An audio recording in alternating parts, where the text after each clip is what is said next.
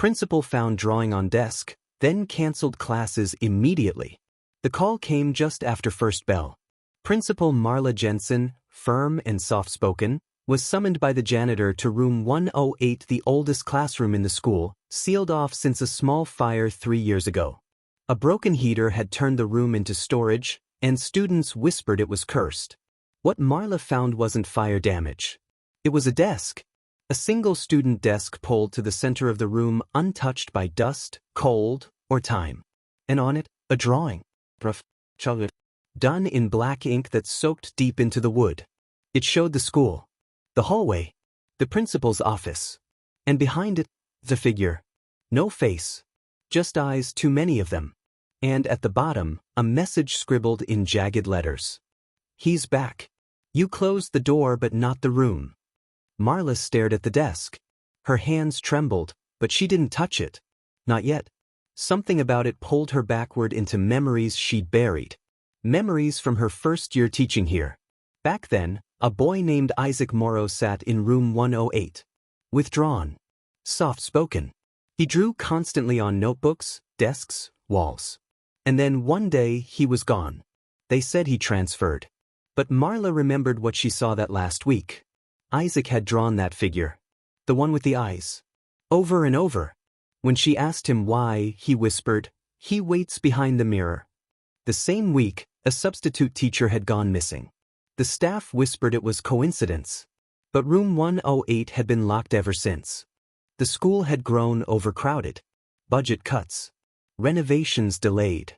So room 108 was quietly reopened just for storage. No students. No classes. No reason to worry. Until now. Marla sat alone in her office, the drawing still fresh in her mind. She pulled the old staff files. Searched for Isaac Morrow. Nothing. No address. No forwarding school. No digital record at all. Almost like he'd never existed. But she remembered the art. She remembered the smell of burnt paper and how the mirror in room 108 had cracked without being touched. Back then, they'd called in a counselor. But the woman never returned. Marla had closed the room. And tried to forget. That night, Marla walked the halls alone. The school was dark, humming softly like it breathed in its sleep. She passed room 108. The door was open. Inside, the desk was gone. In its place, a circle of drawings, pinned to the floor like offerings.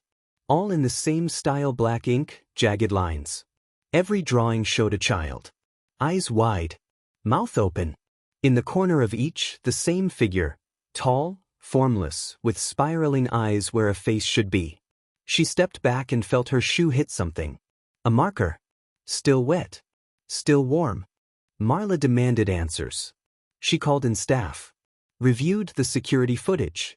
Room 108's camera feed had gone black from 1:08 a.m. to 1:11 a.m. Just 3 minutes. But that was when the desk moved.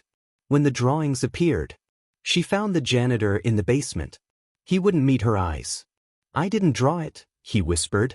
"Then who did?" He shook his head. "Not who. What?" He slid something across the table, a student ID badge. Burned at the edges. Isaac Morrow. Found in the lost and found bin.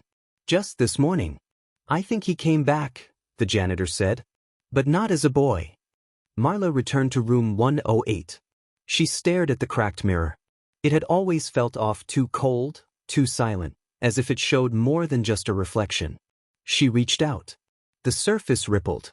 Her hand passed through. Beyond the mirror was darkness. And a corridor of eyes. She yanked her hand back, gasping. Behind her, the door creaked shut. She turned and there, in the desk's old place, sat a child. Back turned. Drawing. "Isaac," she whispered. The child stopped. "Do you see now?" he asked. Not turning. Voice like gravel and glass. "You tried to forget. But forgetting doesn't lock doors." The next morning, Marla canceled all classes. No explanation. She told the district it was a maintenance emergency. That there were safety issues in the building. They wouldn't understand. She walked into room 108 one last time alone and bolted it shut from the inside. No one has seen her since. But sometimes, when students walk past the hallway near the old fire exit, They say the mirror is still there. And if you look closely, they swear you'll see her, sitting at the desk, drawing something. And the figure behind her keeps getting closer.